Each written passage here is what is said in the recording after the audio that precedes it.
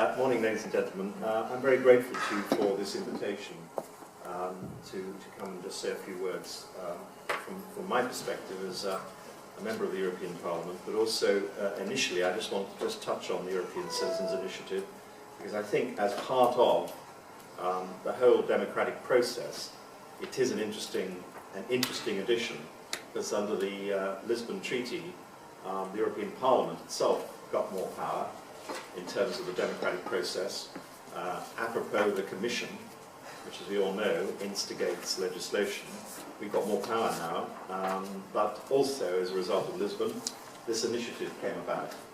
And although I think getting on board that initiative does require a certain amount of effort and a certain amount of achievement, as it were, in terms of getting beyond the basic requirements, it is a very important addition to the democratic process.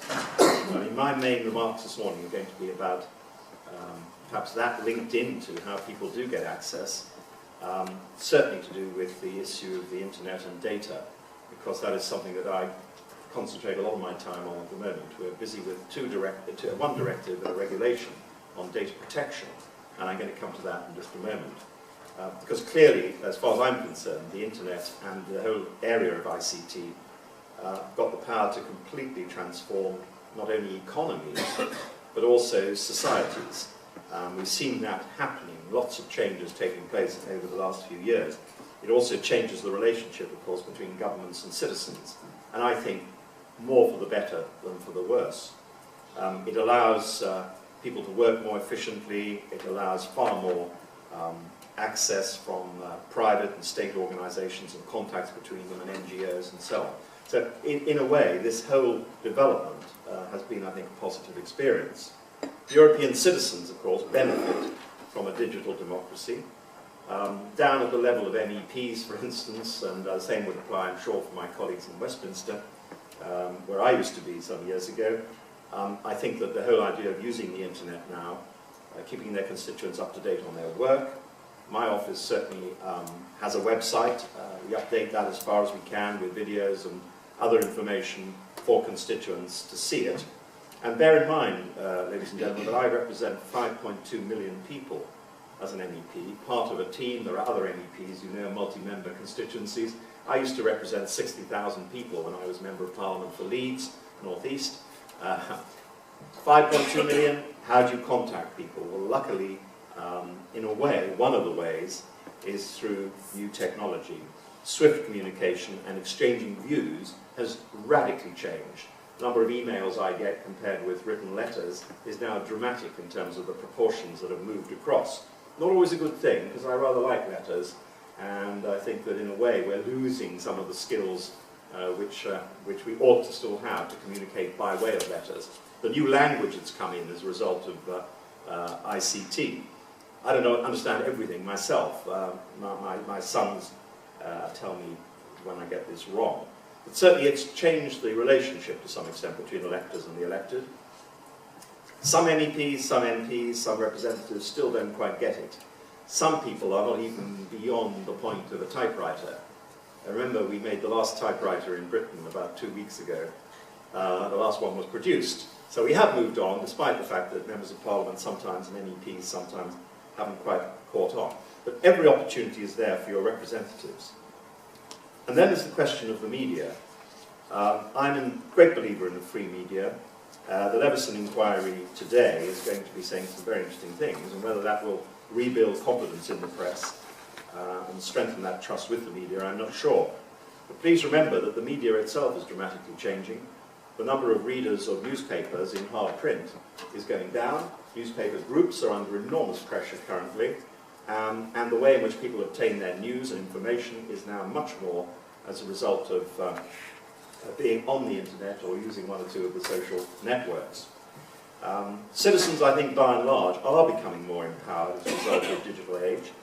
I think people are more knowledgeable, or can be. You only have to look. If you've got a problem and you take a look at one of the search engines now, it's amazing what information you can obtain, as long as you're cynical about Wikipedia and the ability of people to make changes to other people's CVs, which I've known to my own cost on one or two occasions. This is a very reliable way in which you can get information. But we must be careful, and this is the point I really wanted to get to. This open data approach is not straightforward. Security and the protection of privacy are also very, very topical at the moment, but very important. And I think any government has to be in a position to guarantee that online communications, where appropriate, are secure, and that they do not go too far in violating people's privacy. And much of the work we're doing at the moment on data protection in Brussels is in that field. More and more people of more and more political backgrounds are demanding a higher level of data protection for citizens, and that is gaining great support. So all legislation coming out of Brussels in relation to data and data protection is going to, in my view, be more enhanced in that particular area.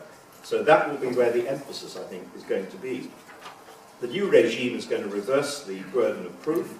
Now it will be companies who will have to justify why they need to retain our data, and not the other way around, as is common at the present time. That will have a positive effect on consumer confidence, I'm sure. And there is statistical data that people are still afraid, even though it's developing the market, they're still afraid to do business on the internet. The online experience worries a lot of people because they're not totally confident that the data that's being used, banking information, personal details, etc., is in fact really safe. So we need to make sure that as consumers we have the ability to know what is being held about us and choose where and by whom it is stored. And of course, cloud computing, the advent of cloud computing is very interesting. More of our data is stored in the so-called ether. Of course, it's not 50,000 feet up in the sky. It actually is in loads and loads of low-rise buildings all over the place, many of them based in the United States, many of them requiring massive increases in energy to keep them cool, lots of water and lots of electricity.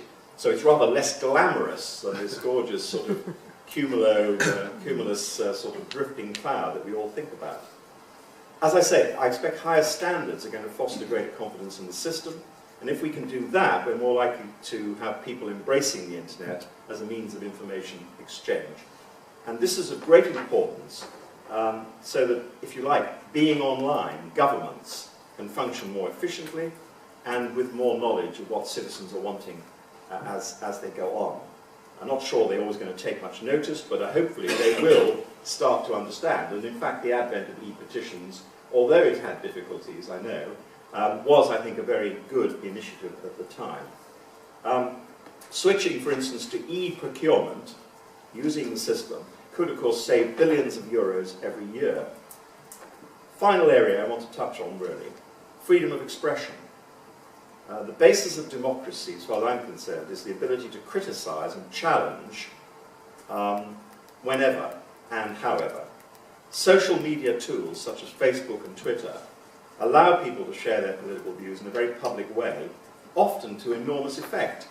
You just have to look at the way governments react, not only the British government, but also look at wider governments in Europe, to what people are doing. Actually, it's quite disproportionate in a way. There's often a reaction which is out of line, but there is a reaction. That is the point. People are getting through. The Egyptian Revolution, 2011, was a prime example, actually, how these kind of social network contacts had a dramatic effect on a major governmental situation there, changing a government. In a country that's already an established democracy, the internet, social media can only serve to strengthen democracy, in my view. So, in an age of digital democracy, it's clear our public services need to improve. We know all that. There are still, of course, examples here in terms of actual access to the internet, access to people. You mentioned the question of, you mentioned before about the question of people who perhaps were too poor to be able to get the means to do this. And I think we need to actually do something there, but we particularly need to give greater access to high-speed broadband, for instance, which is something, again, I've been working on very strongly in my own region. We've had meetings with the Culture Secretary recently, and we do need to see more initiatives in this respect, particularly in areas which are not urban conurbations. Many of our people in this country, and indeed in Europe as a whole, live in rural communities which are some distance away from city centres. They don't always have the same services, and I know there are initiatives in place now to increase the access, because without that access, it deprives those areas of small business generation as well as individuals being able to communicate in the way that I said. On a greater European scale, we're working in Brussels on improving cross-border digital services generally, because we're looking now not only at an EU, but we're also looking at a digital single market, which we can term an EU. Can I just, in conclusion, say this, that what we have here is something really important, because these challenges have to, first of all, be understood by legislators, and then they have to put in place the right kind of mechanisms, such as the Citizens' Initiative, such as developing further e-petitions, that allows the citizen actually to get in touch and to make the legislators fully aware of how they are feeling about important matters of today. Of course, we all do polling. Party organisations in this country and elsewhere do a lot of polling.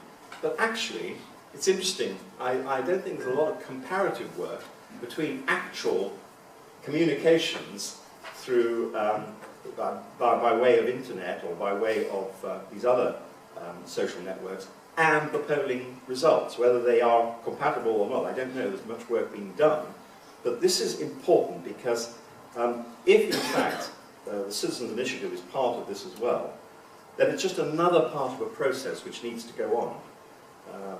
Talking about politicians being out of touch with the people, it is true that to a large extent politicians are out of touch. They're always going to be out of touch unless people are actually positively communicating with them. Here are the opportunities to do that with the right safeguards in place.